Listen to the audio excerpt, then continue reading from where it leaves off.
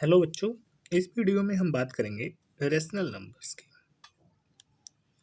Rational number क्या होता है? रेशनल नंबर तो इसके लिए हम अलजेब्रिक इक्वेशंस का हेल्प लेते हैं। जैसे मान लीजिए मेरे पास कोई अलजेब्रिक इक्वेशन है, x plus 2 is equal to 4। Then अगर हम इस अननोन x की वैल्यू फाइंड आउट करने की कोशिश करें तो x is equal to how much? 2। हमने इस तरीके के अलजेब्रिक इक्वेशंस को सॉल्व करना सीखा हुआ है। तो यहाँ पर जो 2 है हमारे पास, वो किस किस तरह का नंबर है? ये हमारा नेचुरल नंबर है। नेचुरल नंबर या काउंटिंग नंबर।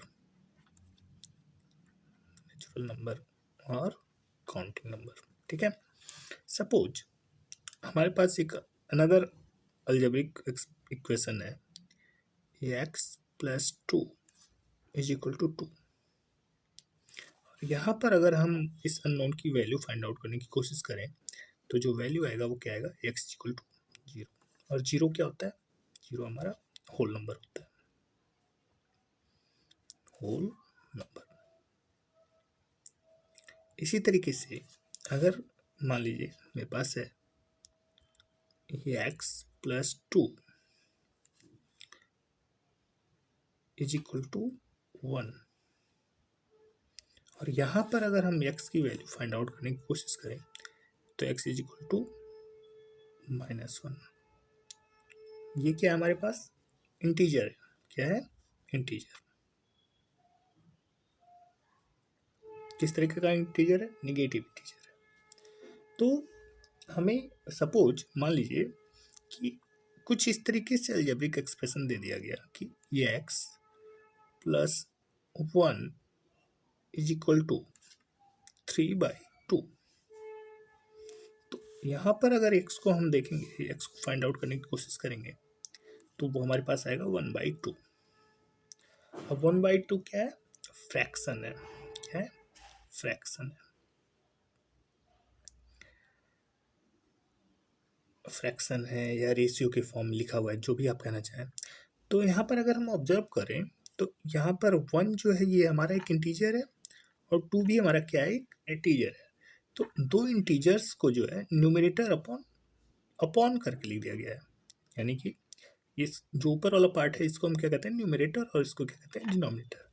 तो ऐसे नंबर्स जिनको हम कैसे लिख पाए? न्यूमरेटर अपॉन डिनोमिनेटर के फॉर्म में लिख पाए, ऐसे नंबर्स को हम रेशनल नंबर कहते हैं।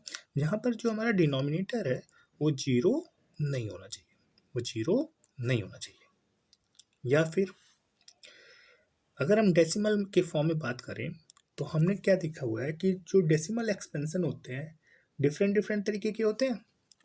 जैसे मान लीजिए कुछ इस तरीके का एक्सप्रेशन होगा कि जिसमें फाइनाइट डिजिट होगा, इसके बाद ये टर्मिनेट हो जाएगा। ठीक है, डेसिमल के बाद फाइनाइट डिजिट्स होंगे।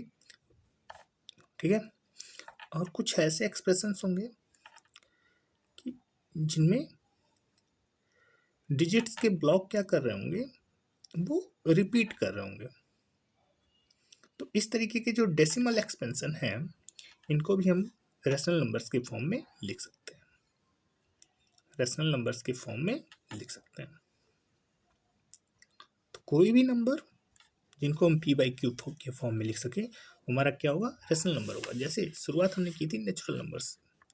तो अगर नेचुरल नंबर्स को मैं सपोज ये हमारे पास 4 था, ये हमारे पास 2 था, सॉरी 2 था, अगर मैं 2/1 लिख दूँ तो p/q फॉर्म में हो गया। p/q फॉर्म में अगर ये हो गया तो जो हमारा नेचुरल नंबर है वो हमारा एक तरीके का रेशनल नंबर है। होल नंबर को मैं लिखना चाहूँ 0/1। यहाँ पर भी हमारा जो नेसेसरी कंडीशन है क्या? क्यों 0 नहीं होना चाहिए? न्यूमरेटर तो 0 हो सकता है लेकिन डिनोमिनेटर 0 नहीं होना चाहिए। क्यों नहीं होना चाहिए? ऐसा हम लोगों ने प्रीवियस क्लासेस में बात किया हुआ है। तो 0/1 ये भी हमारा क्या है? एक रेशनल नंबर है। -1/1 ये भी हमारा एक क्या है? रेशनल नंबर है। तो यहाँ पर रेशनल नंबर होने का कंडीशन क्या है कि ये जो p और q है वो हमारे क्या होने चाहिए? इंटीजर्स होने चाहिए। क्या होने चाहिए? इंटीजर्स होने चाहिए। आई होप कि आपको रेशनल नंबर यहाँ पर समझ में आ गया होगा। और जो रेशनल नंबर्स नहीं होते हैं उनके अलावा जो नंबर्स होते हैं वो क्या होते हैं, इरेशनल नंबर होते हैं। इनको हम कहते हैं non terminating non repeating number decimal expansion form में। थैंक यू बच्चों।